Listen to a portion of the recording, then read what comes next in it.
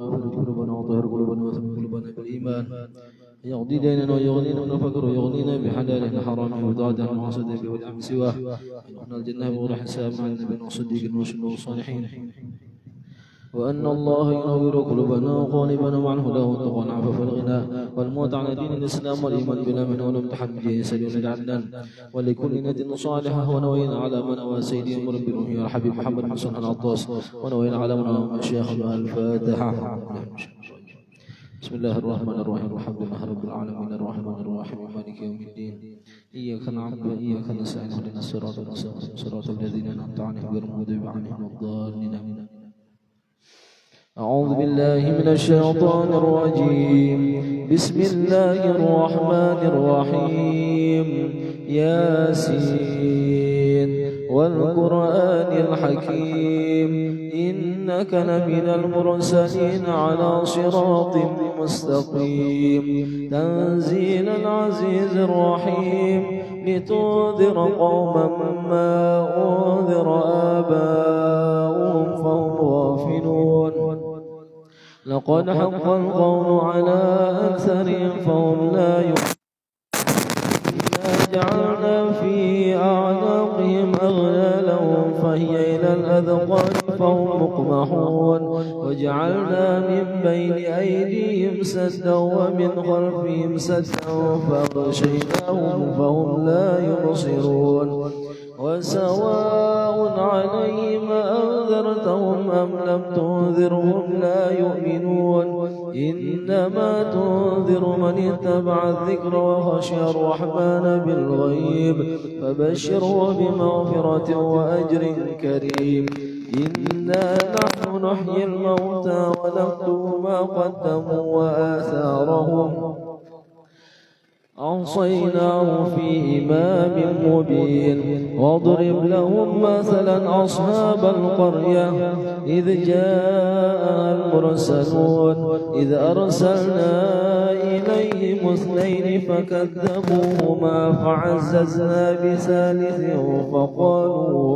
فقالوا إنا إليكم مرسلون قالوا ما أنتم إلا بشر مثلنا وما أنزل الرحمن من شيء إن أنتم إلا تكذبون ربنا يعلم إنا إليكم لمرسلون وما علينا إلا البلاغ المبين قالوا إنا تطيرنا بكم لئن لم تنتهوا لنرجمنكم وليمسنكم منا عذاب أليم قالوا طائركم معكم أئن ذكرتم بل أنتم قوم مسرفون وجاء من أقصى المدينة رجل يسعى قوم اتبعوا المرسلين اتبعوا من لا يسألكم أجرا وهم مهتدون وما لي لا أعبد الذي فطرني وإليه ترجعون أأتخذ من دونه آلية إن يردني الرحمن بدر لا تغن عني شفاعتهم شيئا ولا ينقذون إني إذا لفي ضلال مبين إني آمنت بربكم فاسمعون قيل ادخل الجنة قال يا ليت قومي يعلمون بما غفر لي ربي وجعلني من المكرمين وما أنزلنا على قومه من بعده من جود من السماء وما كنا منزلين إن كانت إلا صيحة فإذا هم خامدون يا حسرة على العباد ما يأتيهم من رسول إلا كانوا به يستهزئون ألم يروا كم أهلكنا قبلهم من القرون أنهم إليهم لا يرجعون وإن كل لما جميع لدينا محضرون وآية لهم الأرض الميتة أحييناها أخرجنا منها حبا فمنه يأكلون وجعلنا فيها جنات من نخيل وعناب وفجرنا فيها من العيون من ثمره وما عملت أيديهم أفلا يشكرون سبحان الذي خلق الأزواج كلها مما تنبت الأرض ومن أنفسهم ومما لا يعلمون وآية لهم الليل نسلخ منه النهار فإذا هم مظلمون والشمس تجري لمستقر لها ذلك تقدير العزيز العليم وقدرناه منازل حتى عاد كالعرجون القديم لا الشمس ينبغي لها أن تدرك القمر ولا الليل سابق النهار وكل في فلك يسبحون وآية لهم أنا حملنا ذريتهم في الفلك المشحون وخلقنا لهم من مثله ما يركبون وإن نشأ نغرقهم فلا صريخ لهم ولا هم ينقذون رحمة منا ومتاعا إلى حين وإذا قيل لهم اتقوا ما بين أيديكم وما خلفكم لعلكم ترحمون وما تأتيهم من آية من آيات ربهم إلا كانوا عنها معرضين وإذا قيل لهم أنفقوا مما رزقكم الله قال الذين كفروا للذين آمنوا أنطعم من لو يشاء الله أطعمه لا في ضلال مبين ويقولون متى هذا الوعد إن كنتم صادقين ما ينظرون إلا صيحة واحدة تأخذهم وهم يخصمون فلا يستطيعون توصية ولا إلى أهلهم يرجعون ونفخ في الصور فإذا هم من الأجداث إلى ربهم ينسلون قالوا يا ويلنا من بعثنا من مرقدنا هذا ما وعد الرحمن وصدق المرسلون إن كانت إلا صيحة واحدة فإذا هم جميع لدينا محضرون أولا تجزون إلا ما كنتم تعملون إن أصحاب الجنة اليوم في شغل فاكهون هم وأزواجهم في ظلال على الأرائك متكئون لهم فيها فاكهة ولهم ما يدعون سلام قولا من رب رحيم وامتازوا اليوم أيها المجرمون ألم أعهد إليكم يا بني آدم ألا تعبدوا الشيطان إنه لكم عدو مبين وأن اعبدوني هذا صراط مستقيم ضل منكم جبلا كثيرا أفلم تكونوا تعقلون هذه جهنم التي كنتم توعدون يصلوها اليوم بما كنتم تكفرون اليوم نختم على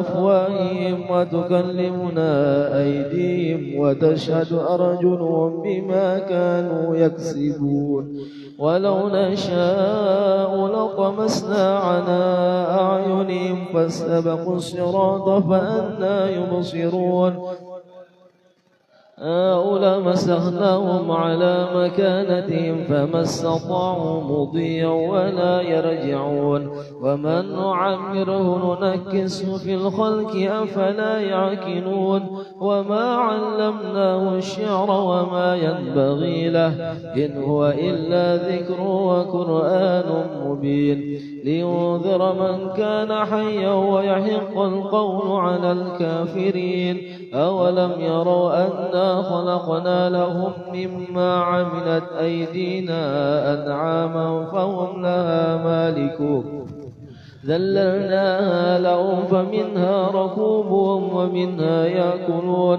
ولهم فيها منافع ومشارب أفلا يشكرون واتخذوا من دون الله آلهة لعلهم ينصرون لا يستطيعون نصرهم وهم لهم جند محضرون ذنق قولهم إنا نعلم ما يسرون وما يعلنون أولم ير الإنسان أنا خلقناهم من نطفة فإذا هو خصيم مبين وضرب لنا مثلا ونسي خلقه قال من يحيي العظام وهي رميم قل يحييها الذي أنشأها أول مرة عليم الذي جعل لكم من الشجر الأخضر نارا فإذا أنتم منه توقدون أوليس الذي خلق السماوات والأرض بقادر على أن يخلق مثلهم بلى وهو الخلاق العليم إنما أمره إذا أراد شيئا أن يقول له كن فيكون ملكوت كل شيء وإليه ترجعون صدق الله العظيم فاتحة الحمد لله رب العالمين الرحمن الرحيم مالك يوم الدين إياك نعبد وإياك نستعين اهدنا الصراط المستقيم صراط الذين أنعمت عليهم غير المغضوب عليهم. بسم الله الرحمن الرحيم الحمد لله رب العالمين اللهم صل على سيدنا محمد وعلى اله وصحبه اجمعين. اللهم انا نستحفظك ونسلمك ديننا وانفسنا واهلنا واولادنا واموالنا وكل شيء اعطيتنا. اللهم اجعلنا واياهم في نفيك وامانك وجوارك وعياذك من كل شيطان مرد جبار عنيد ذي عين وذيب وذي حسد من شر كل ذي شر انك على كل شيء قدير. اللهم اجمنا بالعافيه والسلامه واهدنا بالتقوى والاستقامه واعذنا واياهم من مجيبه الدامه يوم القيامه انك سميع الدعاء. اللهم اغفر لنا ولوالدينا ولاولادنا ولمشايخنا ولاخواننا في الدين والاصحابنا واحبابنا ولمن احبنا فيك ولمن احسن الينا وللمؤمنين والمؤمنات المسلمين والمسلمات يا رب العالمين وارزقنا كمال المتابعتنا ظاهرا باطنا في عافيه وسلامه برحمتك يا ارحم الراحمين. صلى الله على عبدك ورسولك سيدنا محمد وعلى اله وصحبه وسلم. سبحان ربك رب العزه عما يصفون وسلام على المرسلين والحمد لله رب العالمين. استغفر الله العظيم لي ولوالدي ولأصحاب الحقوق الواجبة علي ولجميع المسلمين والمسلمات والمؤمنين والمؤمنات الأحياء منهم والأموات. استغفر الله العظيم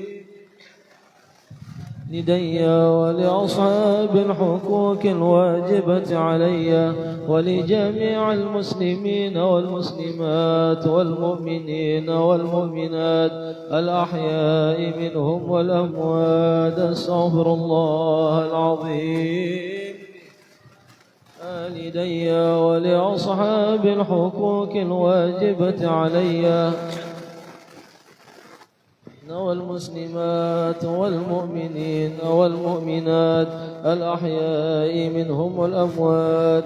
فإلى حضرة سيدنا وحبيبنا وشرفنا وقرة عيننا ومولانا محمد صلى الله عليه وآله وسلم ثم إلى أرواح آبائه وأخواننا من الأنبياء المرسلين وآله وصحبه أزواجه وأنصاره وذريته وأهل بيته أجمعين.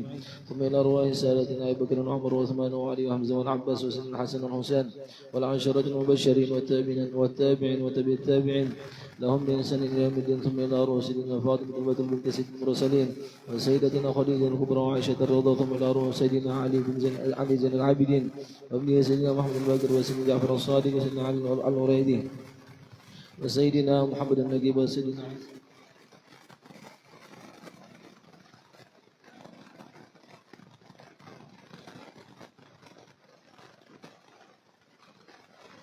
kita baca Yasin lagi lah. Baca Yasin kita disuruh 3 kali hari ini. Kadang baca burdah kita langsung baca tahlil. Setelah itu mungkin bisa kita ke sebelah nanti.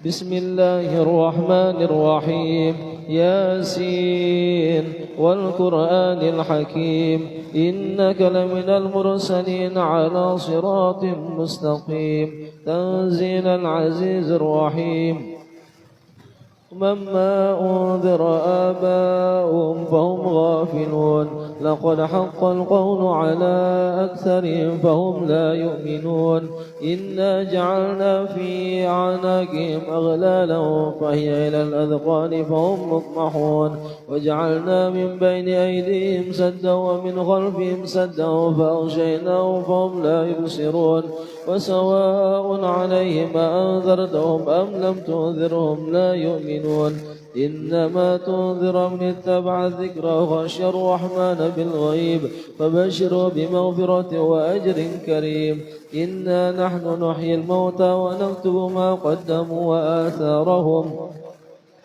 أوصيناه في إمام مبين واضرب لهم مثلا أصحاب القرية إذ جاء المرسلون إذ أرسلنا إليهم اثنين فكذبوهما فعززنا بثالث فقالوا إنا إليكم مرسلون قالوا ما أنتم إلا بشر مثلنا وما أنزل الرحمن من شيء إن أنتم إلا تكذبون قالوا ربنا يعلم إنا إليكم لمرسلون وما علينا إلا البلاغ المبين قالوا إنا تطيرنا بكم لئن لم تنتهوا لنرجمنكم وليمسنكم منا عذاب أليم إركم معكم إن ذكرتم بل أنتم قوم مسرفون وجاء من أقصى المدينة رجل يسعى قال يا قوم اتبعوا المرسلين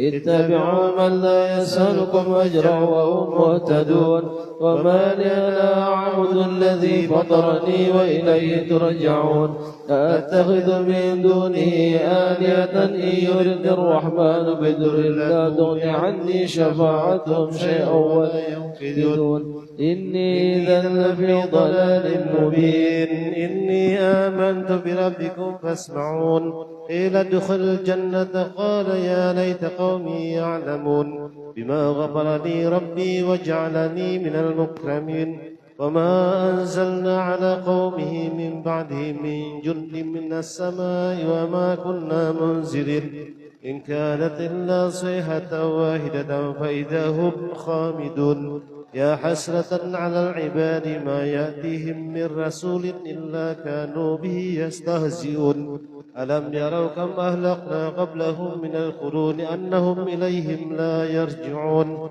وإن كل لما جميع لدينا محضرون وآية لهم الأرض الميتة أحييناها وأخرجنا منها هبا فمنه يأكلون وجعلنا فيها جنات من نخيل وعناب وفجرنا فيها من العيون يأكل من ثمره وما عملته أيديهم أفلا يشكرون سبحان الذي خلق الأزواج كلها مما تنبت الأرض ومن أنفسهم ومما لا يعلمون ويدلهم الليل نسلخ منه النهار فإذا هم مظلمون والشمس تجري لمستقر لها ذلك تقدير العزيز العليم والقمر قدرناه منازل حتى عاد كالأرجون القديم لا الشمس ينبغي لها أن تدرك القمر ولا الليل سابق النهار وكل في فلك يسبحون وآية لهم أنا حملنا ذريتهم في الفلك المشحون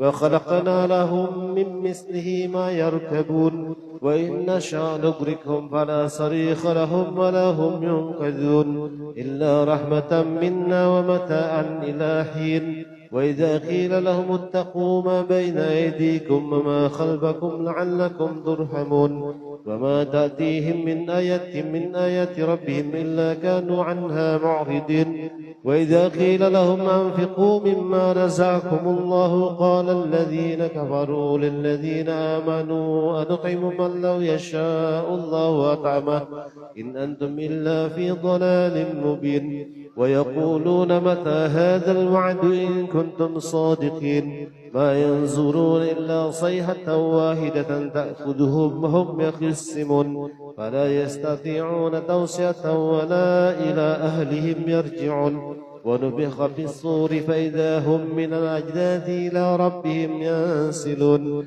قالوا يا ويلنا من بعثنا من مرقدنا هذا ما وعد الرحمن وصدق المرسلون إن كانت إلا صيحة واحدة فإذا هم جميع لدينا محضرون فاليوم لا تظلم نفس شيئا ولا تجزون إلا ما كنتم تعملون إن أصحاب الجنة اليوم في شغل فاكهون هم وأزواجهم في ظلال على الأرائك متكئون لهم فيها فاكهة ولهم ما يدعون سلام قولا من رب رحيم سلام قولا من رب رحيم سلام قولا من رب رحيم وامتازوا اليوم أيها المجرمون ألم أعهد إليكم يا بني آدم ألا تعبدوا الشيطان إنه لكم عدو مبين وأن اعبدوني هذا صراط مستقيم ولقد أضل منكم جبلا كثيرا فلم تكونوا تعقلون هذه جهنم التي كنتم توعدون اصلوها اليوم بما كنتم تكفرون اليوم نختم على أفواههم وتكلمنا أيديهم وتشهد أرجلهم بما كانوا يكسبون ولو نشاء لطمسنا على أعينهم فاستبقوا الصراط فأنى يبصرون ولو نشاء لمسخناهم على مكانتهم وما استطاعوا مضيا ولا يرجعون ومن نعمره ننكسه في الخلق أفلا يعقلون وما علمناه الشعر وما ينبغي له إن هو إلا ذكر وقرآن مبين لينذر من كان حيا ويحيق القول على الكافرين أولم يروا أنا خلقنا لهم مما عملت أيدينا أنعاما فهم لها مالكون وذللناها لهم فمنها ركوبهم ومنها يأكلون ولهم فيها منافع ومشارب أفلا يشكرون واتخذوا من دون الله آلهة لعلهم ينصرون لا يستطيعون نصرهم وهم جند محضرون ولا يحزنك قولهم إنا نعلم ما يسرون وما يعلنون أولم ير الإنسان أنا خلقناه من نطفة فإذا هو خصيم مبين وضرب لنا مثلا ونسي خلقه قال من يحيي العظام وهي رميم قل يحييها الذي أنشأها أول مرة وبكل خلق عليم الذي جعل لكم من الشجر الأخضر نارا فإذا أنتم منه توقدون وليس الذي خلق السماوات والأرض بقادر على أن يخلق مثلهم بلى وهو الخلاق العليم إنما أمره إذا أراد شيئا أن يقول له كن فيكون سبحان الذي بيده ملكوت كل شيء وإليه ترجعون صدق الله العظيم.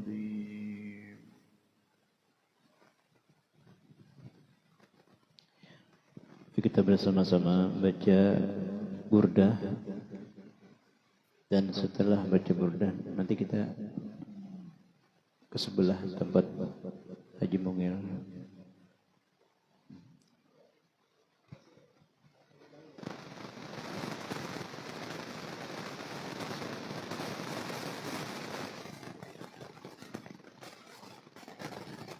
Astaghfirullahaladzim li wa liwalidayya wa li ashabil huquq wajibati alayya wa li jami'il muslimin wal muslimat wal mu'minin wal mu'minat al-ahya'i minhum al-amwat.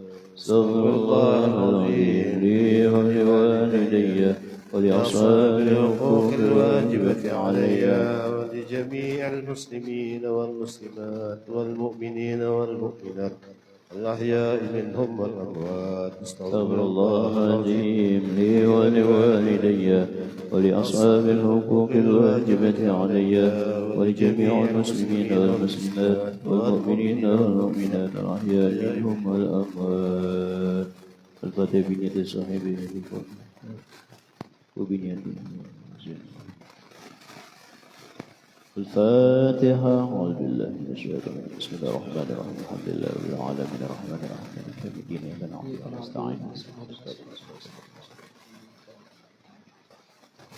إن الله وملائكته يصلون على النبي يا أيها الذين آمنوا صلوا عليه وسلموا تسليما. اللهم صل وسلم وبارك عليه وعلى آله. الحمد لله مشرق الجميع عدم ثم الصلاة على المختار في الكتاب ولا يصلي وسلم دائما أبدا على حبيبك خير الخلق كلهم. يا رب صل على من حل بالحرم محمد المصطفى من خص بالكرم. من تذاكر جيران بذي سلام ما زاد معجر من بغلة بدم أمهبت الريح بتلقاء كاظمة ومضى البرق بظلماء من إضام. فما لعينك إن كنت مفاهمة وما لقلبك إن كنت سبيل. مولاي صل وسلم دائما أبدا على حبيبك خير الخلق كلهم. يا سبو أن حب منكتم ما بين منسجم منه ومغترب. لولا الهوى لم تلد من على طلل ولا أريد لذكر البني والعلم. فكيف تنكر حبا بعدما شهد به عليك عدل الدم والسقم. وأثبت عبرته مثل البهار على خدك والعدم. نعم سرت أيب من وبارقني والحب يغنرين اللذة بالألم. مولاي صل وسلم دائما أبدا على حبيبك خير الخلق كلهم. يا لئيمي بالهوى الغدير معذرة مني إليك ولو أنصبت لم تلومي. عددك حالي لسر بمستتر عن الرشد ولا دائب مناسب. معتدين سلك الأسماء إن المحب عن العدل بصمم. ابتداء بنزع الشيب في عدل والشيب أبعد في نفس عن التهم. فإن صل وسلم دائما أبدا على حبيبك خير الخلق كلهم. فإن أمرت بسوء من تعزب من جلها من أجر الشب والهرم. ولا أعد من فعل الجميل كرضيب ألم برأس غير محتشم. لكنت أعلم أني ما أنكره قد قصيرا بدل منه بالكتم. من لبراد جماح من غوايته كما يراد جمال الخير بالأجم. مولاي صل وسلم دائما أبدا على حبيبك خير الخلق كلهم. فلترم بالمعاصي كسر شهوتها إن الطعام يقوي شهوة النيم. والنفس قد تبليط في الأشام على غم الرضاء وإن تتم ينفعت بقصر فواها وحذر أن توليه. إن الهوى ما تولى يسفي أو يصم وراعيها وهي بالعمل سائمة. وإن هي سلة المرعى فلا تسيم. كم حسنا لذة للمرء قاتلة من حيث لم يدري أن سم بالدسم. مولاي صل وسلم دائما أبدا على حبيبك خير الخلق كلهم. وشد سائس من جوع ومن شبع فربما مقصد شر من التخم. واستفرغ الدمع من عين قديم فلا من المحارم. وسحبية الندم وخلف النفس والشيطان وعصيما. وإنهما معدك النصفتين ولا تطع منهما خصما ولا حكما. فأنت تعرف قدر الخصم والحكم. أستغفر الله من قول بلا عمل لقد أسبت به نسلا ذي عقم. مولاي صل وسلم دائما أبدا على حبيبك خير الخلق كلهم. أمرتك الخير لكن ما دمرت به وما استقمت. فما قولي لك استقم ولا تزاوت قبل الموت نافلة. ولم أصلي سوى فردي ولم أصم. ظلمت سنة من أعيا الظلام إلى أن اشتكت فدمه رمي ورمي أشهد من شغب أشاء وتحت الحجارة كسر مطرف الآدم مولاي صل وسلم دائما أبدا على حبيبك خير خلق كلهم ورادته الجبال الشمم من ذهب عن نفسه فأراها أيام الشمم وكدت زده بها ضرورته إن الضرورة لا تعدو على العصم وكيف تدعو إلى الدنيا ضرورة من له لم تخرج الدنيا من العدم محمد سيد الكونين والثقلين والفريقين من غرب ومن عجم نبينا الأمير الناهي فلا أحد أبرى في قليل منه ولا نعم ولا يصل وسلم دائما أبدا على حبيبك خير خلق كلهم هو الحبيب الذي ترجى شفاعته لكل هول من الأول مقطعين دعا إلى الله فالمستمسكون به مستمسكون بأمر غير منقسم فوق النبيين في خلق وفي خلق ولم يدانه في علم ولا كرم وكله رسول الله ملتمس قربا من البحر ورسما من الديم ووكفون لديه عند حدهم من نقطة العلم ومن شغلة الحكم مولاي صل وسلم دائما أبدا على حبيبك خير خلق كلهم فهو الذي تم معناه وسورته ثم صفاه حبيبا بريء سمي ونزاه عن شريك في محاسنه فجهر حسن فيه غير منقسم دعم دعت والنصر بنبيه بما شئت مدى فيه والتكيم فانسب إلى ذنه ما شئت من شرف وانسب إلى قدره ما شئت من إذن فإن فضل رسول الله ليس له حد فيعرف عنه كتك بفم مولاي صل وسلم دائما أبدا على حبيبك خير الخلق كلهم لا نسبا قدره آيته عندما لا يسمه إن يدعى للسلم لم ينتحن بمدعي العقول بإحسن علينا فلم نتب ولم نهب بعي الورى فهو معناه فليس يرى للقرب والبعد منه غير منفهم كالشمس تظهر للعينين من بعد صغيرة وتكل الطرف من أمام وكيف يدرك بالدنيا حقيقته قوم نيام تسأل عنه بالقلوب مولاي صل وسلم دائما أبدا على حبيبك خير خلق كلهم فمبلغ العلم به أنه بشر وأنه خير خلق الله كلهم وكل آية أتى الرسل الكرام بها فإنما اتصلت من نورهم بهم فإنه شمس بدر كواكبها يذنان ورأى للناس بالظلم أكرم بخلق نبي سنه خلق بحسن مشتمل بمثل متسم كالزر في درب والبر في الشرف والبر في كرم والدر في إمام مولاي صل وسلم دائما أبدا على حبيبك خير الخلق كلهم كأنه أبد بجلالته في عسكره حين تلقاه في الشام كأنما اللؤلؤ الممنون في صدف من بعد نائم ذكر منه ومبتسم لطيف يعدل قلب الضحى صباه طوبى لمنتشك منه ومنتهب أبنى مولده عن بعنصرية فمبتدع منه ومغتتب مولاي صل وسلم دائما أبدا على حبيبك خير الخلق كلهم يوم ظفر وسبيل فرس أنهم قد انذروا بحلول البؤس والنكم وبدائي والكسرى ومنصد كالشمل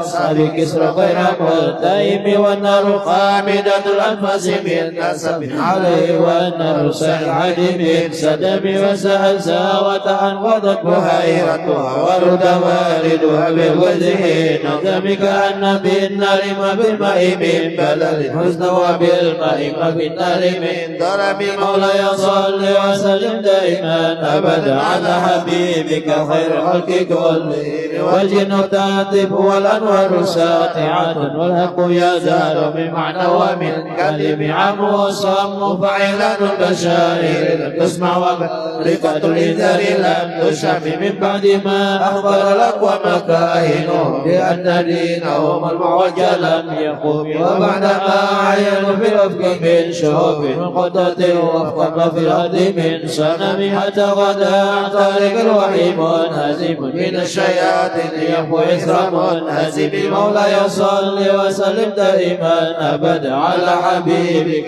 خير خلق كلهم كأنهم هرب عدل أبرهد عسكر العسم الرعتين من أبدا به بعد تسبيح ببطنه من أبدا المسبح من أشعيب الحكيم جعل لدعوته الأجل ساجدا تمشي إليه على ساكن بلا قدم كأنما ستر لما كتبت فروعها من بعد الخطيب اللقم مولاي صل وسلم دائما أبدا على حبيبك خير خلق كلهم لس الغمامة أن سائرة تقيها الرواتس الهجير هم أقسمت بالقمر المشرق إن له من قلبه نسبة مبروة القسم وما حوى الغر من خير ومن كرم وكل ترب من الكفار عنه وبفزرك بالغار وصدق لم يرم وهم يقولون ما بالغار من أرم زن الحمام وزن العنكبوت على خير بارية لم تزل ولم تهم مولاي صل وسلم دائما أبدا على حبيبك خير خلق كلهم وقاية الله أكبر مضاعفة من الدروع وعن علم من اللطم وزمن دار دائما واستجرت به إلا ونلت جوارا منه ولم يذب ولا تمست بنبره بيده إلا استلمت الندى من خير مستلم لا تنكر الوحي من رؤيه إن له من بني نمت العينان لم ينم وذاك حين بلوغ من نبوته فليس ينكر به حال متلم مولاي صل وسلم دائما أبدا على حبيبك خير خلق كلهم تبارك الله ما بمكتسب ولا نبي على كيف بمتهم كما امرأ وسيبا من لمس راحته وأطلقت أريبا من رفقته الأمام وآيات السنة شبه دعوته حتى كان قرة بالعصر الدهم بعارض جدعوت بطاها بها سيف من اليوم أصل من العرب مولاي صل وسلم دائما أبدا على حبيبك خير الخلق كلهم اللهم صل وسلم وبارك عليه وعلى آله. دعني ووصفي آياتي له ظهرت ظهور نار الكرام على عالمي بدر يزداد حسنا وملتزم وليس ينقص قدرا غير ملتزم فما تطال أحد منيح إلى ما فيه من كرم الأخلاق وشيم آيات حاكم الرحمن محدثة قديمة صفة الموصوف بالقدم مولاي صل وسلم دائما أبدا على حبيبك خير الخلق كلهم لم تقترن في زمان وتخبرنا عن المعاد وعن ماده وعن رميد من لدينا ففقد كل معجزة من النبيين إن جاءت ولم تدم محكمات فما تبقين من شبه لذي شقاق ولا تبقين من حكم ما عربت قط إلا عاد من حرب عاد أعاد إليها ملقي السلم ردت بلاغتها دعوى معارضها ردت غير يد الجاني عن الهرم مولاي صل وسلم دائما أبدا على حبيبك خير الخلق كلهم لها معان كموج البحر في مدد وفوق جوهره في الحسن والقيم فما تعد ولا تحصى عجائبها ولا تساب على الإكثار بالسام قرت بها عين قارئها فقلت له لقد سفرت بحمد الله فاعتصمي إن تأتها خفة من حر نار لظى فتعرض من وردها الشبم كأنها العبد تبيض الوجوه به من العصاة وقد جاءوا كالهمم مولاي صل وسلم دائما أبدا على حبيبك خير الخلق كلهم وكالصراط وكالميزان معدلة فالقسط من غيرها من ناس لم يقم لا تعجبا لحسود الراح يمكنها تجاهلا وهو عين الحادق الغيب قد تنكر العين ضوء الشمس من رمد وينكر الفم طعم الماء من سقم يا خير من يمم العفون ساعته سعيا وفوق متون الأيك الرسم مولاي صل وسلم دائما أبدا على حبيبك خير الخلق كلهم ومن هو الآية الكبرى لمعتبر ومن هو الآية العظمى لمعتنم ساريت من حرم خيرا إلى حرم كما سار البدر في ناجي من الظلم وبيت ترقى إلى أن نلت منزلة من قاب قوسين لم تدرك ولم ترمي وقد تمت جميع الأنبياء بها والرسل تقدم مخدوم على قدمي وأنت تغترق السبع طباق بهم في موكب كنت فيه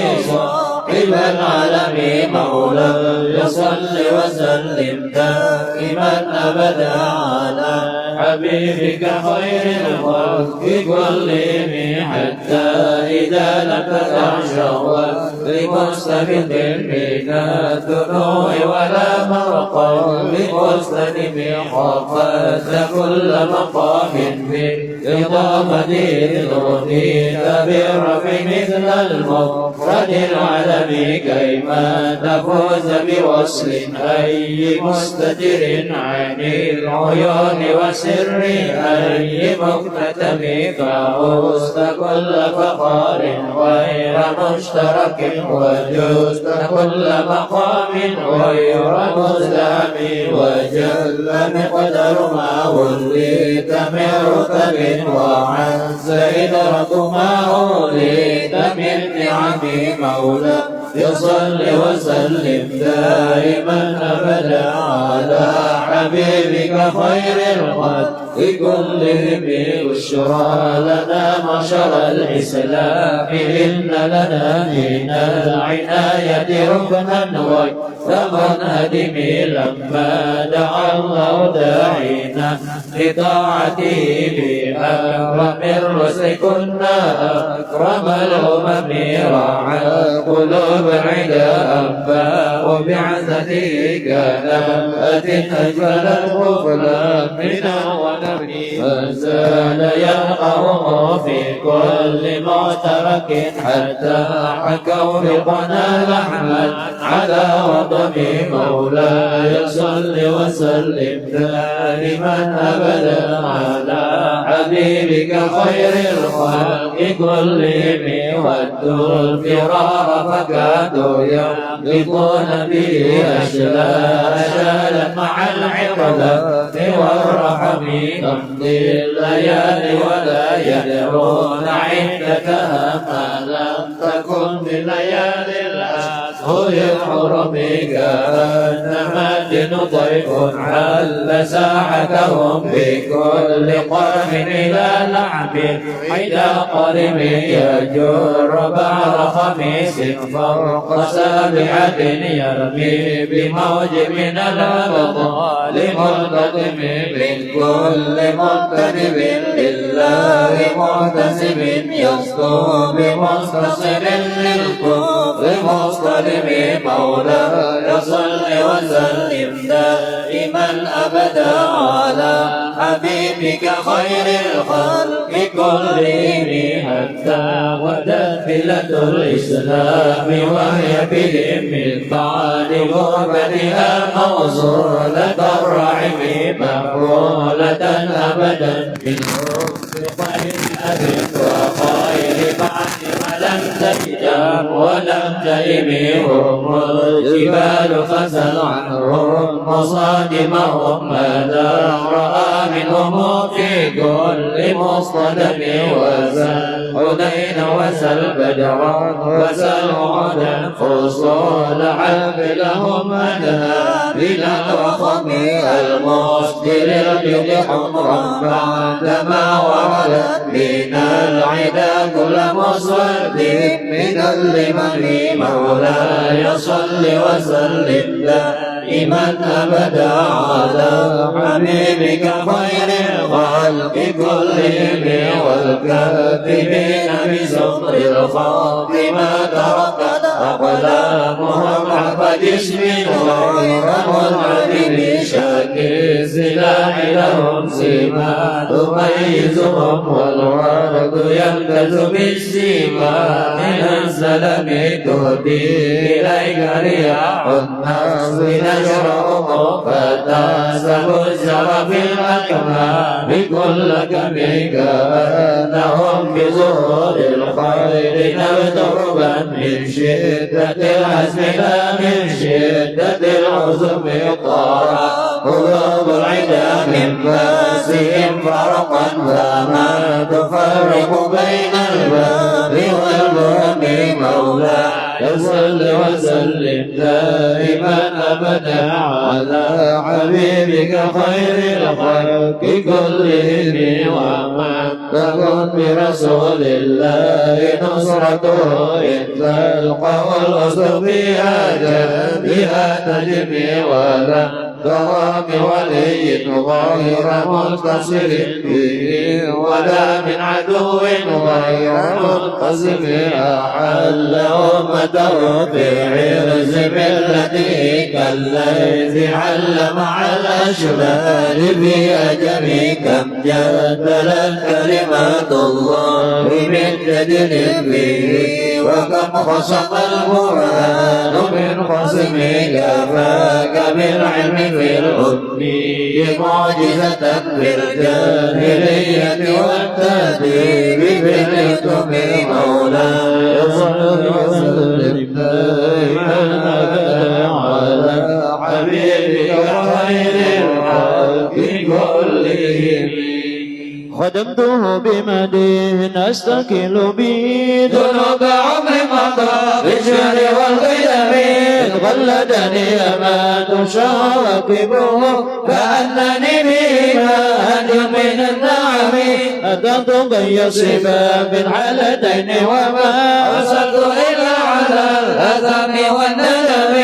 فيا خسارة ناس في تجارتها لم تشتري في الدنيا ولم تسمي مولاي صل وسلم دائما أبدا على حبيبك خير الخلق كلهم ومن يبي عاجلا منه بعاجله يا بالله والرب بيع وفي سلام نادي ذنبا فما عاد بمنتقل من النبي ولا حمل بمنصرم فإن للمدى منه بتسميته محمد وهو والخلق بالذمم إن لم يكن لمعاني أخذا بيدي فضلا وإلا فقل يا زلة القدم حشاه أن يرم الرجم كرمه أو يرجع الجرم غير مضطرم مولاي صل وسلم دائما أبدا على حبيبك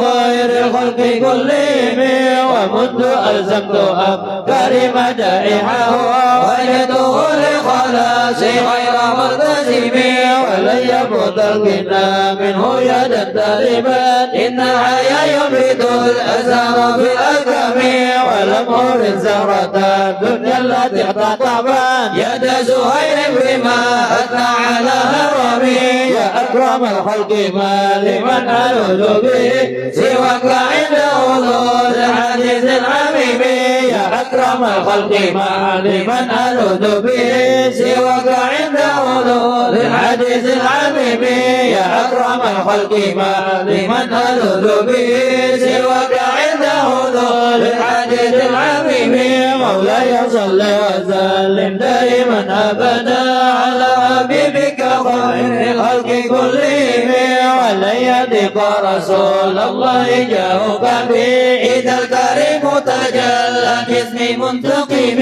فإن من جودك الدنيا وضرتها ومن علومك علم اللوح والقلم يا نفس لا تقنطي من زلة عظمت إن الكبائر في الغفران كاللمم لعل رحمة ربي حين يخزمها تأتي على حسب العصيان في القسم يا ربي واجعل رجائي غير منعكس لديك واجعل حسابي غير منقلب يا ربي واجعل رجائي غير منعكس لديك واجعل حسابي غير منقلب يا ربي واجعل رجائي غير منعكس لديك واجعل حسابي غير منخرم مولاي صل وسلم دائما أبدا على حبيبك خير الخلق كلهم واكتب بعبدك بالدارين إن له صبرا متتنه الأول ينهزم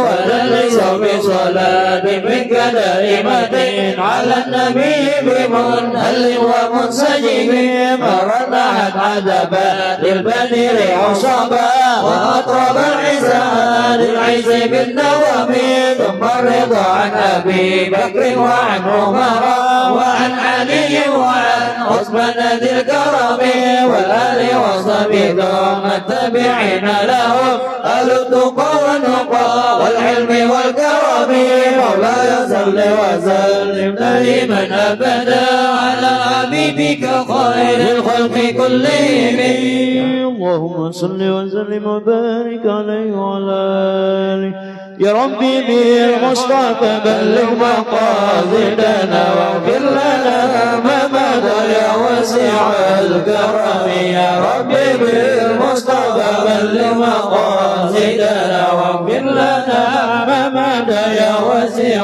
الكرم يا ربي بالمصطفى بلغ مقاصدنا واغفر لنا ما مضى يا واسع الكرم يا ربي بالمصطفى بلغ مقاصدنا واغفر لنا ما مضى يا واسع الكرم يا ربي بالمصطفى بلغ مقاصدنا واغفر لنا ما مضى يا واسع الكرم يا ربي بالمصطفى بلغ مقاصدنا واغفر لنا ما مضى يا واسع الكرم يا ربي بالمصطفى بلغ مقاصدنا واغفر لنا ما مضى يا واسع الكرم يا ربي بالمصطفى بلغ مقاصدنا واغفر لنا ما مضى يا واسع الكرم يا ربي بالمصطفى بلغ مقاصدنا واغفر لنا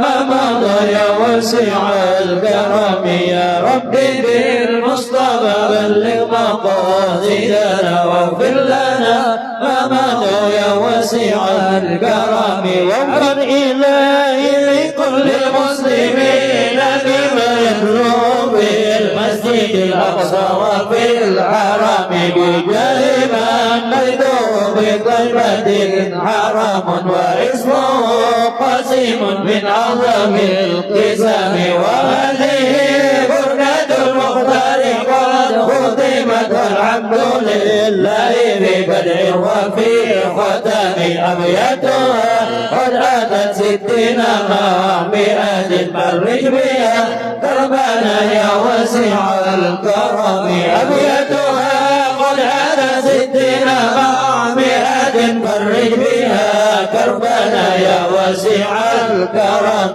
أبياتها قد أتت 60 مع 100 فرج بها كربنا يا واسع الكرم مولاي صل وسلم دائما أبدا على حبيبك خير الخلق كلهم يا رب واغفر لقارئها وسامعها بحسن خاتمة يا منجي الأمم والمسلمين جميعا كلما تليت من تذكر جيران بلسان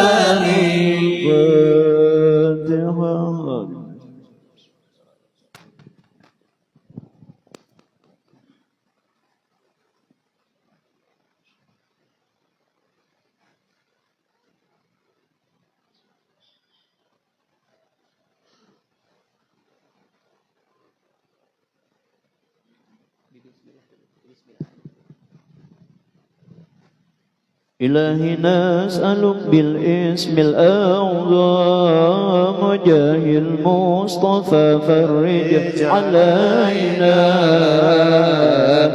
بسم الله مولانا لدينا ونحمده على نعمه فينا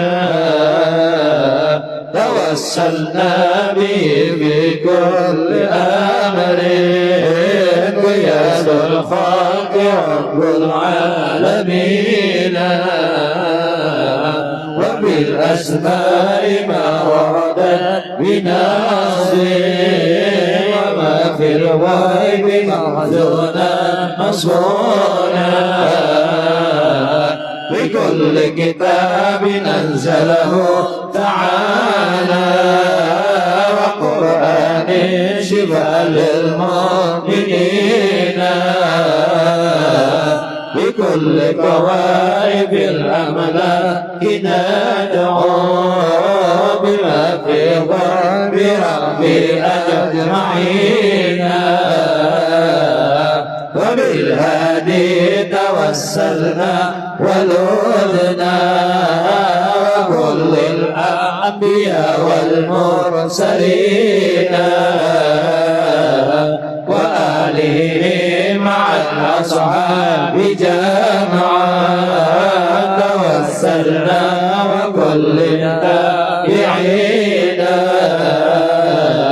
وبالعلماء بأمر الله ضرا وكل الأولياء والصالحين أخص به الإمام القطب حقا وجه الدين تاج العارفين رقى في رتبة التمكين مرقا وقد جمع الشريعة واليقين وذكر العيد رسل القرب أجلا عن القلب صدى للصادقين حبيب الدين محيي الدين حقا له تحكيمنا وبه اقتدينا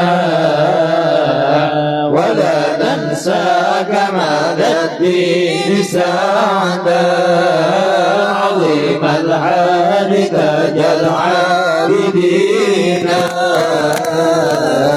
بهم ندعو إلى المولى تعالى بغفران يعم الحاضرين ولطف شامل ودوام سجن وغفران لكل المذنبين ونختمها بتحصيل عظيم بحول الله لا يقدر علينا وستر الله مسؤول علينا وعين الله ناظرة إلينا ونختم بالصلاة على محمد إمام الكل خير الشافعين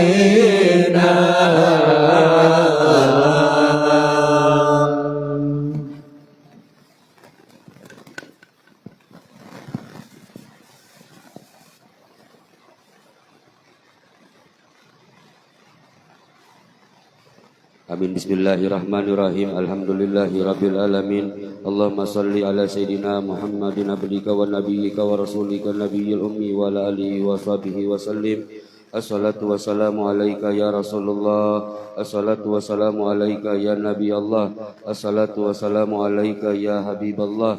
Assalatu wassalamu alaika Assalamualaikum ya anbiya Allah wa ala alikum wa ashabikum ajma'in. Walhamdulillahi rabbil alamin. Alhamdulillahi rabbil alamin. Hamdan zakirin, hamdan hamdan yuafi ni'amahu wa yukafi mazidah. Nahmaduka ala jami'i ni'amika ma alimna minha wa ma lam na'lam wa ala kullil hal. Allahumma ya muhawilal hal hawil halana ila ahsanil hal. Allahumma ya muhawilal hal hawil halana ila ahsanil hal. Allahumma ya muhawilal hal hawil halana ila ahsanil hal wa najina min a'mali ahli wa fi'li juhalil. Allahumma salli wa sallim ala sayyidina Muhammadin wa ala alihi wa sahbihi wa atratihi wa ahli baitihi ajma'in. Allahumma ja'al sawaba zalika fi sahaifi sallallahu alaihi wasallam. Allahumma atihi wasilata wal fadila wa syarafa wa darajatal afiyata rafi'ah wa bashumal kamahmudal lazi wa'adda innaka la tukhliful mi'ad. Allahumma ansurna wal hadirin fi zumrati wa amitna ala sunnati wasta'milna li ta'ati wa aridna haudahu waskina min yadihi syarifati syarbatan hani'atan mari'atan nazma'u ba'dahu abadan ya rabbal alamin. Summa fi sahaifil hadina muhtadinina wa rasyidin mursidina wa zawil qadril aliyil fakhril jalil sadatina Abi Bakrin wa Umar wa Utsman wa Ali wa fi sahifati zahrati Al-Batul Sayyidatina Fatimatul binti Sayyidina al-Mursalin. Summa fi sahaifi waladaiha syahidaini Abi Muhammadin al-Husain Hasan wa Abil Abbas wal Husain wa amaini syahiraini indallahi wa indan nas Abi Amrad al-Hamzah wa Abil Fadlil Abbas wal Ansari wal Muhajir wa azwajihi tahirati ummahatil mu'minin wa jami sahabati wa qarabati wa tabi'ina wa tabi'ina wa man tabi'ahum bi ihsani ila yaumiddin wal arba'ati aimati mujtahidin wa muqallidihim fid dini wal awliya'i wa syuhada'i wa salihin khususan fi sahaifi munsi'i hazihil burda syarifati Sayyidi Syarafiddin Muhammadin al-Busiri summa fi sahaifi أولياء الله تعالى جميعا من أقطاب وأنجاب وأوتاد وأبدال ورجال غيب من مشارق الأرض إلى مغاربها أينما كانوا وأينما حلت أرواحهم يا رب العالمين اللهم انفعنا ببركاتهم وانفعنا من نفحاتهم وأعد علينا وعلى المسلمين من بركاتهم ومن بركاتهم علومهم وأنفاسهم طهيرات في الدين والدنيا والآخرة ثم في صحائفنا صحائف حاضرين وسامعين ووالدين ووالدهم وأمواتنا وأمواتهم وأموات المسلمين أجمعين اللهم اجعل جمعنا هذا جمعا مرحوما وتفرقنا من بعد هذا تفرقا معصوما ولا تجل اللهم فينا ولا معنا ولا حوالينا محروما ولا معصوما عن بابك مطرودا وهب اللهم بفضلك إحسانا للمحسنين ومحسننا ولعاملنا وعاملنا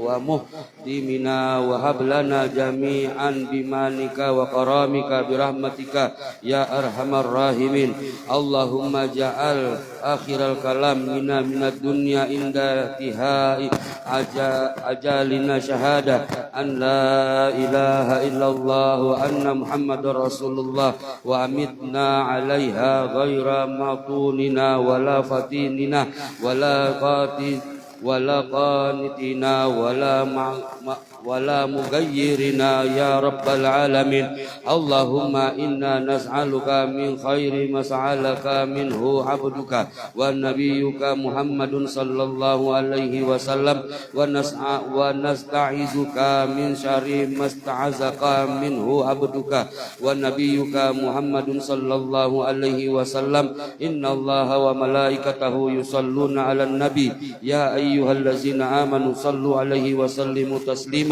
اللهم صل وسلم على سيدنا محمد وعلى آله وصحبه أجمعين والحمد لله رب العالمين.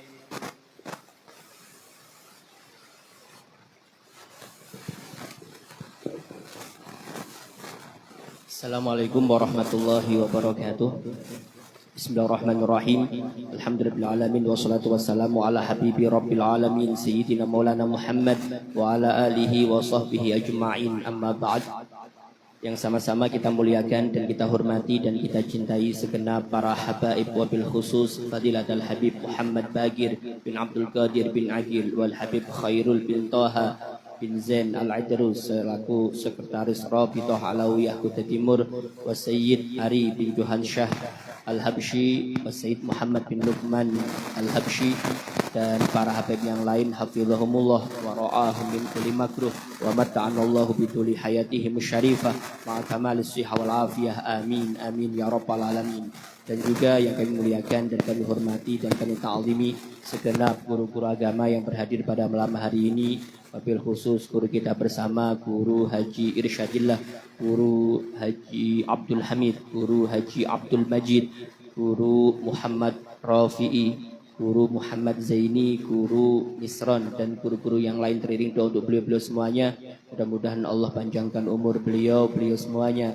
Mudah-mudahan Allah berikan kesehatan, keafiatan, dan mudah-mudahan apa yang dihajatkan beliau dan kita semuanya mudah-mudahan dikabulkan dan dimudahkan oleh Allah Subhanahu wa taala. Amin amin ya rabbal alamin. Hadirin hadirat Bapak Ibu yang sama-sama dimuliakan dan dirahmati oleh Allah. Insyaallah nanti kita membaca tahlil di penghujung rutinitas kita pada malam hari ini. Kita peruntukkan untuk almarhumah Nadia Salsabila binti Haji Indi. Namun sebelumnya mari kita lanjut kajian di dalam kitab At-Taqriratus Sadidah, menambah keberkahan pada malam hari ini. Faqala Sayyidi wa Ustadi Al-Habib Hasan bin Ahmad bin Muhammad bin Salim Al-Kaf hafizahullah wa ra'ah wa nafa'ana bihi wa bi ulumihi fid dharaini amin ila anqal sunanus shaumi wa ramadan. Pembahasan kita masih di dalam beberapa sunnah puasa dan juga sunnah-sunnah di bulan Ramadan. Disebutkan kemarin bahwa sekalian perihal kesunahan di dalam berpuasa adalah mensegerakan berbuka puasa.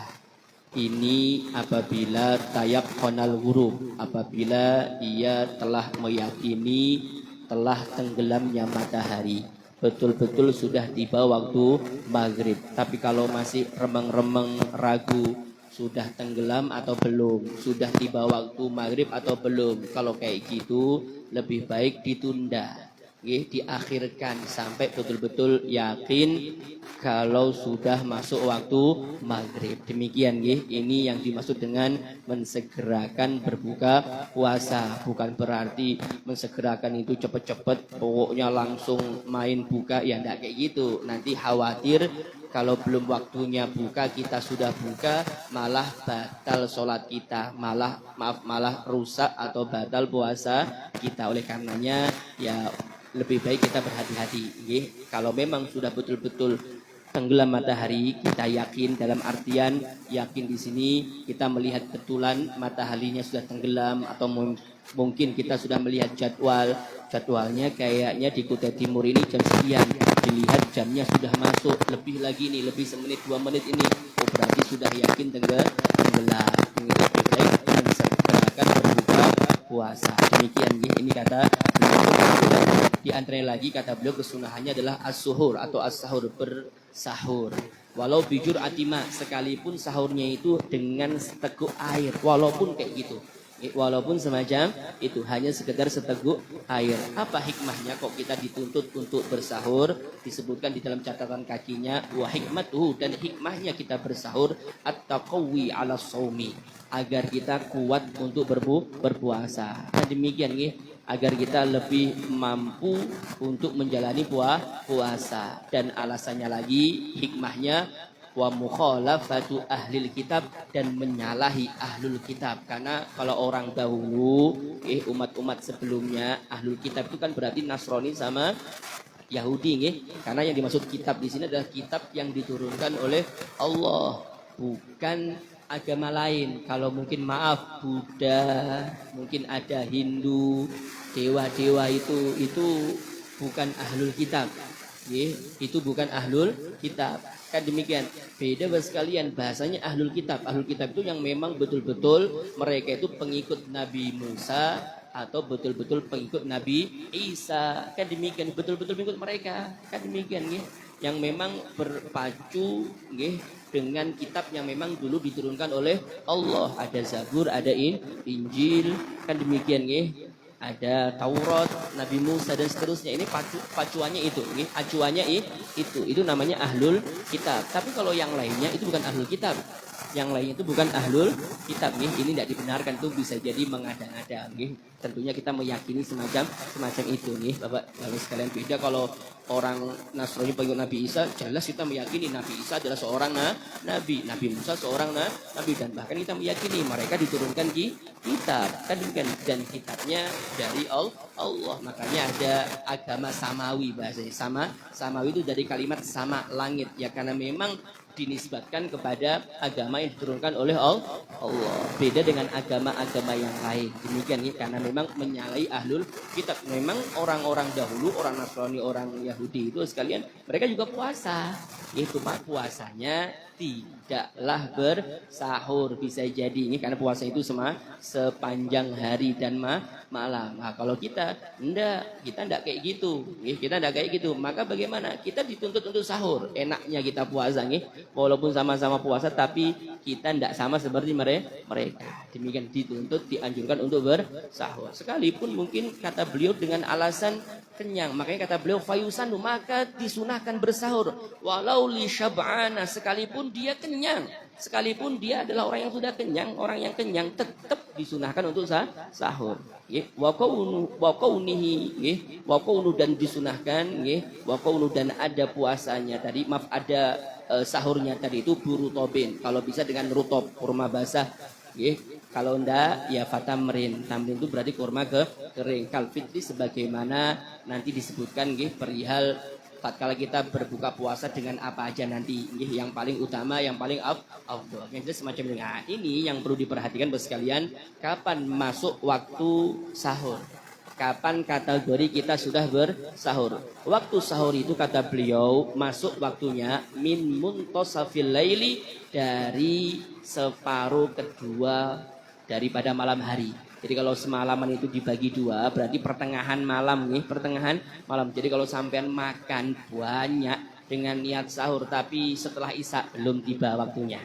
Ini belum tiba, atau imbah tarawih belum tiba karena belum menginjak pertengahan malam. Kecuali kalau sampean makannya sudah jam 1, mungkin mau jam 2 lebih-lebih, ya itu sudah kategori sahur. Paham nggih? Yang jelas masuk sahur di sini apabila sudah di pertengahan malam. Jadi kalaunya imbah maghrib, imbah isya itu masih belum, kecuali kalau sampean isyanya tengah malam, bisa jadi atau tarawihnya tengah malam. Kalau sampean di Hadramut Bapak sekalian, tepatnya di Tarim itu sampean bisa jadi di sana itu mereka sholat tarawih itu berkali-kali. Karena memang di sana itu masjidnya banyak nih, di masjid ini tarawih, nanti di masjid Segaf tarawih, di masjid Al-Mihdor tarawih, itu semuanya orang bisa tarawih di situ. Bisa jadi saben malam itu bisa 3 kali tarawih kalau mampu, kalau semangat. Ya kalau kita kan malah enggak. Gimana caranya yang 20 jadi 8, gimana yang cepat itu yang paling laris. Kalau di sana enggak sekalian, rame di sana sampai tengah malam. Ini sampai tengah malam itu banyak yang datang. Yang tadi datang di Masjid Segaf, bondong-bondong datang ke Masjid Al-Muhdor. Pokoknya kayak gitu di sana Bapak sekalian. Saking enaknya orang beribadah di sana, luar biasa pokoknya. Nggak kayak di tempat kita. Demikian kemudian Bapak sekalian, selanjutnya di sini yang ketiga kesunahannya adalah takhirus suhur atau takhirus sahur, mengakhirkan sahur. Bihaitu la yafhusu at-takhiru, sekiranya mengakhirkan di sini tidak kategori mengakhirkan begitu parah, beda maksudnya begitu parah amat sangat mengakhirkan itu berarti hampir masuk waktu subuh, enggak juga. Masuk subuh 4:30, kemudian sampai sahurnya itu 4:30 kurang 5 kurang 10, itu berarti mepet sekali dengan tiba waktu subuh dengan terbitnya fajar. Ya ndak kayak gitu maksudnya. Kalau kayak gitu khawatir sampai pas ngunyah, pas makan, pas adzan. Kan demikian Akhirnya gelagapan sampai mau diapain, mau dilepeh, mau dimakan, mau di apa, kan khawatir sekalian Intinya memang dianjurkan untuk mengakhirkan, tapi tidak begitu juga, bukan kayak gitu juga tidak mengakhirkan begitu fatal. Maka kata beliau bahkan ada istilah imsak kan kita mungkin imsak kan demikian. Imsak itu artinya menahan. Maksudnya menahan itu jangan sampai kita melakukan hal-hal yang membatalkan puasa dari situ. Karena memang disunahkan. Mari kita baca kelanjutannya, kata beliau wa yumsiku nadban, dan sunnah bagi dia untuk menahan, tidak makan, tidak minum, anil akli, daripada makan, qoblal fajar, sebelum terbitnya fajar. Berarti sebelum tiba waktu subuh. Kira-kira kata beliau binahwi khamsina ayatan, kira-kira dengan bacaan Al-Quran sebanyak 50 ayat.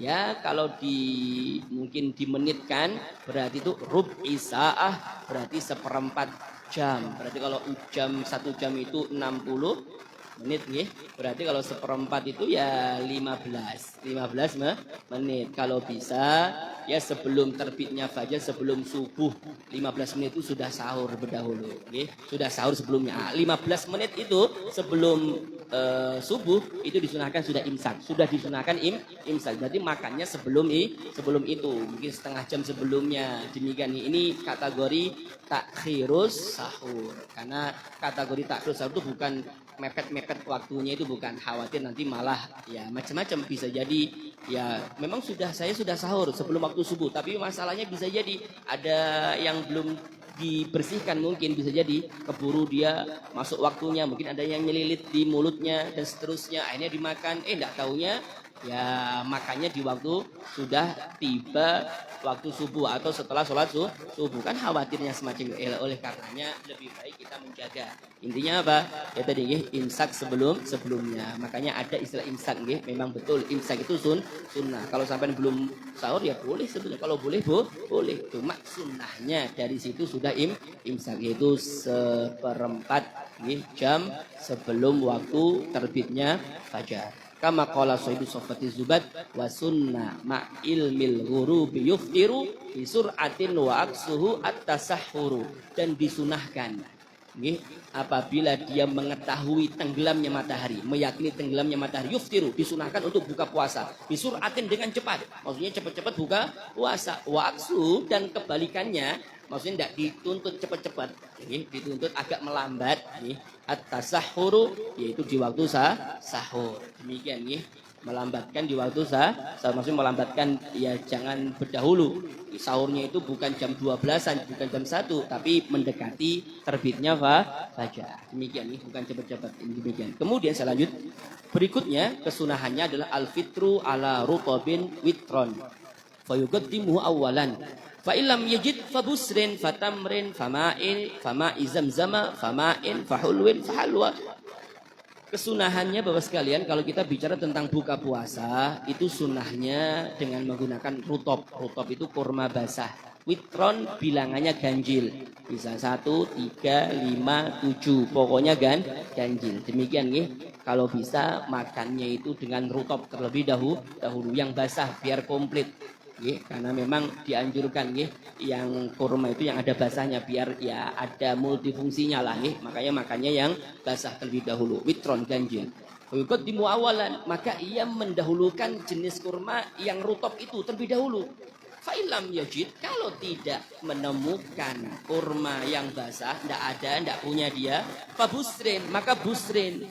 Busrin itu antara kurma yang basah sama kering, Yang kering itu kan yang kita dijual di mana-mana itu, yang banyak itu, yang warnanya sudah coklat itu, yang dijual di mana itu sudah kering, itu sudah dikeringkan itu, itu sudah proses itu sudah namanya tamer. Tapi kalau busrin itu antara yang kurma basah rutop sama antara kurma yang sudah kering. Biasanya kalau di Indomaret atau Alfamart itu biasanya yang ada tangkainya, itu yang ada tangkainya itu namanya kurma yadam. Maksudnya kurma yadam itu kurma yang busrin, dia ndak kering, dia ndak juga basah. Kalau tidak ada yang rutop, maka yang kayak gitu, yang ada tangkainya biasanya. Demikian, baru kalau itu ndak ada, fatamrin, baru tamer. Tamer itu yang sudah dijual di mana-mana itu yang tahan lama, itu tamer namanya. Kalau ndak ada, fama'i zamzama. Kalau ndak ada, baru ma'i zamzama, baru air zam-zam. Air zam-zam itu setelah kurma, setelah kurma. Kalau ndak ada air zam-zam, fama'in, maka air putih biasa. Maka air putih. Kalau ndak ada air putih, fahulwin. Kalau ndak ada hulwin, fahalwa, maka halwa. Nanti akan disebutkan di bawah ini. Hulwin itu manisan, halwa itu sesuatu yang manis, mirip karena ambilnya dari kalimat hulwun. Hulwun itu manis, halwa ya dari kalimat ambilannya dari hulwun juga, sama intinya manisan juga. Nah, maka pengertiannya kan tadi hulwun dulu baru halwa. Hulwun itu apa? Yang manis itu apa? Yang dimaksud di sini disebutkan oleh beliau, yang dimaksud dengan hulwun di sini adalah malam tamassahun naru, yaitu manisan yang tidak tersentuh oleh api. Berarti seperti apa kalau ada manisan tidak tersentuh api? Berarti kal asal, seperti madu, yang betul-betul madu, bukan madu yang pecah piring itu, bukan, itu lain madunya. Ini madu yang betul-betul madu, kalau kita betul madu, asal, asal. Kemudian kalau ndak asal ya zabib itu kismis, yang manis-manis, yang rada-rada manis itu kismis. Itu yang disunahkan karena itu ndak tersentuh api. Pokoknya manisan yang ndak tersentuh api, yang ndak kebakar lagi, yang ndak diolah, yang ndak dimasak. Demikian berarti bukan wade bingkak, wade bingkak itu sudah diolah itu, wade bingkak itu kayaknya nanti setelah ini. Setelah ini intinya manis-manis terlebih dahulu. Baru kalau ndak ada hulwin yang tadi yang alami tadi manisnya tadi seperti madu, kemudian zabib, kismis, maka setelahnya halwa. Apa itu halwa? Halwa itu adalah ma massathun naru, yaitu makanan yang tersentuh oleh api, yang sudah diolah dengan api. Demikian ya, berarti bisa bingka, mungkin bisa wade-wade yang manis, wade-wade bugis itu semuanya itu, nah itu yang terakhir, itu setelah kurma, setelah air, dan setelah manisan yang alami. Mungkin demikian, sekalian ini sunnahnya. Disebutkan oleh sebagian para ulama dengan bentuk nadhoman, famin rutabin fal busri fatamri zamzamin fama'in fahulbin tumma halwa lakal fitru. Bagi Anda buka puasa itu yang dianjurkan adalah rutab dulu, yang basah, baru yang setengah basah, sama kering baru yang kering, baru air zam-zam, fama'in baru air biasa, baru hulwin manisan yang tidak tersentuh api, baru halwa manisan yang tersentuh api. Demikian Kemudian sekalian, saya lanjut di sini sebentar. Yang kelima adalah berdoa dengan doa iftar, dengan doa buka puasa. Kalau bisa berdoa, bukan langsung makan. Berdoa terlebih dahulu. Doanya sebagaimana kita ketahui bersama, Allahumma laka sumtu wa bika amantu wa ala rizqika aftartu dhahabal dhama'u wabtallatil uruqu wa tabadal ajru insyaallah. Alhamdulillahilladzi a'anani fasumtu wa razaqani fa'aftartu. Allahumma inni as'aluka bi rahmatika allati was'at kulla syai'in an taghfira li wa yad'u bima syaa. Setelah doa tadi yang warid daripada Nabi, doa terserah sampean. Setelah itu, karena memang Bapak sekalian di waktu buka, di waktu iftar itu ada doa yang diijabah oleh Allah. Jadi rugi kalau kita di waktu itu tidak berdoa, Ya intinya tentunya setelah doa yang warid daripada Nabi, jangan ditinggal doa yang warid daripada Nabi. Sampean mengejar doa sendiri, doa pribadi, sampean meninggalkan doa Nabi yang warid tadi ini, ya rugi. Karena kayak apapun itu Bapak dan Ibu sekalian, doa yang warid daripada Nabi itu tembus langit, karena lafadznya, redaksinya pernah diucap oleh Nabi. Itu yang paling penting. Oleh karenanya doa dulu versi Nabi, yang alhamdulillah tadi, atau Allahumma laka sumtu wa bika amantu wa ala rizqika aftartu dan seterusnya tadi, baru doa setelah itu apa yang kita ingini. Mungkin demikian, doa pingin bebini mungkin kayak Mas Yoyo Arif, bebini kayak Haji Awal, mungkin tambah bininya tadi kan, fotonya tersebar di mana-mana, mungkin maaf ya, boleh juga, tidak masalah. Intinya doa terserah, karena di sini bahasanya bima syaa, dengan apa yang ia kehendaki, terserah mau doa apa. Tapi tentunya Bapak sekalian, doa yang kaitannya dengan akhirat itu lebih utama daripada doa yang kaitannya dengan urusan duniawi. Doa akhirat, tentang akhirat itu lebih utama. Makanya orang-orang dahulu itu Bapak dan Ibu sekalian, mereka itu tidak mau, anti meminta atau berdoa kepada Allah dengan sesuatu yang urusan duniawi, tidak mau. Kenapa kok demikian? Karena mereka menganggap ini sesuatu yang remeh, sesuatu yang minta tuh yang untuk akhirat, minta kepada Allah agar bersama Nabi di dalam surga Firdaus. Ya kayak itu permintaan untuk akhiratnya, bukan permintaan duniawi. Walaupun sebetulnya ya tidak mengapa, tidak masalah. Permintaan duniawi juga tidak, karena memang dalam satu sisi kita dituntut, walaupun sekecil apapun kita dituntut untuk meminta juga kepada Allah. Demikian dari satu sisi, karena kita itu biar untuk menghambakan diri kepada Allah. Sekecil apapun tetap minta. Cuma kalau orang-orang soleh, mereka memintanya itu yang besar sekalian, sesuatu yang abadi, bukan sesuatu yang sirna. Itu mereka sekalian. Kemudian setelah itu disunahkan di sini taftirus shaimin, membukakan orang yang membukakan orang-orang yang berpuasa. Jadi memberikan makanan, minuman untuk buka puasa. Ini bahasa Arabnya taftirus shaimin. Taftir itu membukakan. Jadi seorang tadi itu memberi makanan atau minuman untuk buka puasa bagi orang yang puasa. Karena di dalamnya itu ada pahala yang besar, dan bahkan disebutkan di sini pahalanya itu sebagaimana pahala orang yang mengerjakan puasa tadi. Kalau kita memberi makanan untuk buka puasa ke seseorang A, maka yang Allah berikan pahala kepada A tadi itu kita juga dapat. Jadi double pahalanya. Kalau kita puasa kita dapat juga, kita memberi orang tadi dapat juga pahalanya, dia dapat juga kita, sama seperti itu, tanpa dikurangi sedikit pun, tanpa dikurangi sedikit pun pahalanya.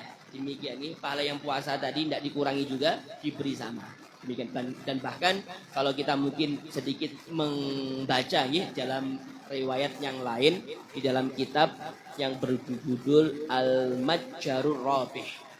Al-Majjarur Rabih itu Bapak dan Ibu sekalian itu kumpulan hadis-hadis tentang fadilah-fadilah nih, tentang keutamaan beribadah. Nah, di antaranya di dalam kitab tersebut tatkala berbicara tentang keistimewaan, keutamaan membukakan orang yang berpuasa, itu di antaranya nih, fadilahnya atau keutamanya dalam hadis Nabi, yaitu selain tadi nih, dapat pahala sebagaimana pahala yang Allah berikan kepada orang yang puasa tadi, itu di antaranya adalah kana lahu, maka bagi dia yang membukakan itu sebagaimana pahala itqu raqabatin, membebaskan seorang budak yang beriman.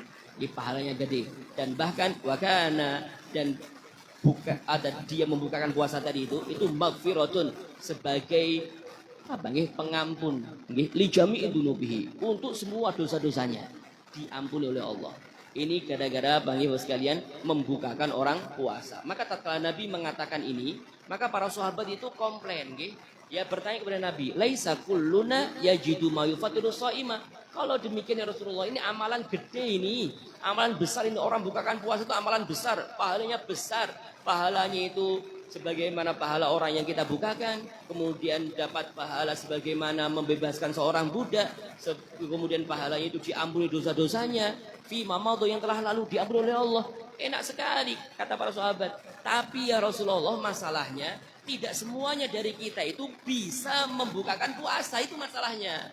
Karena di zaman Nabi itu banyak yang kismin ya, yang tidak mampu itu banyak. Jadi pikirannya mereka itu beribadah, pikirannya mereka itu kok gimana aku bisa berlomba-lomba di sini? Gimana caranya aku ini bisa ikut juga bersaing membukakan puasa? Tapi masalahnya tidak punya modal, tidak ada duitnya. Tidak ada duitnya, makan aja kesulitan, apalagi bukakan orang lain. Kemudian kata Nabi, semuanya itu Allah berikan nih. Untuk siapa? Untuk orang yang membukakan, orang yang berpuasa, walaupun itu bisyurbati ma'in, walaupun itu hanya sekedar seteguk air. Seteguk air, atau madqati labanin, atau cuma sekedar madqati labanin, seteguk susu aja. Kalau tidak punya seteguk air, seteguk susu. Dan bahkan dalam riwayat sebelumnya, riwayat itu bitamrotin, dengan tamroh. Tamroh itu taknya itu bukan tak perempuan nih. Taknya itu namanya tak ifrod biasanya. Bapak sekalian kalau kita ngaji kitab nahwu, Bapak sekalian, tak itu terkadang tidak semuanya itu untuk taknis, untuk perempuan. Tapi terkadang tak itu fungsinya itu untuk lil ifrod, menunjukkan bahwa itu satu. Itu cuma bitamrotin dengan satu kurma aja. Bukan setoples nih, kalau setoples lebih lagi ganal pahalanya. Kan demikian nih, tidak cuma satu aja, satu kurma aja, pahalanya semacam itu. Bayangkan kalau seumpama sekalian kita nih amalannya setiap Ramadan itu membuka puasa, paket komplit lagi, paket komplit nih. Datang ke masjid, mungkin Pak Nasul datang ke masjid nih, memberikan guru Ahyadi gitu nih, nasi padang nih, komplit, lauknya rendang. Kemudian ada minumannya, kan demikian nggih. Ada buahnya, semuanya komplit. Nggih, lebih-lebih lagi ada amplopnya lagi. Oh, pahalanya gede sekali itu. Pahalanya gede sekali. Pak Nasrul. Ya kan Pak Nasrul? Nah, gede sekali pahalanya. Itu sudah baik luar biasa nih. Kan gitu ya. Ini intinya Bapak sekalian, di sini hanya sekedar berlomba-lomba untuk kebaikan nih, karena memang pahalanya besar nggih. Kita tidak mengharap diberi, tapi kita harus ya tadi nggih, motivasi. Kita harus berlomba-lomba ini, karena memang hidup di dunia itu untuk berlomba-lomba dalam kebaikan nggih, bukan sebaliknya. Mungkin Bapak sekalian nih, saya tidak berpanjang lebar karena tentunya bukan momennya untuk berpanjang lebar juga nih, karena memang di sebelah ada Haji Mungil dalam keadaan ya maaf nih, ada duka, berita duka di keluarga beliau karena putri beliau meninggal yang bernama Nadia Salsabila, meninggalnya tadi jam 5-an sore, setelah di rumah sakit di ICU itu lebih 2 mingguan, tidak sadar. Ya mudah-mudahan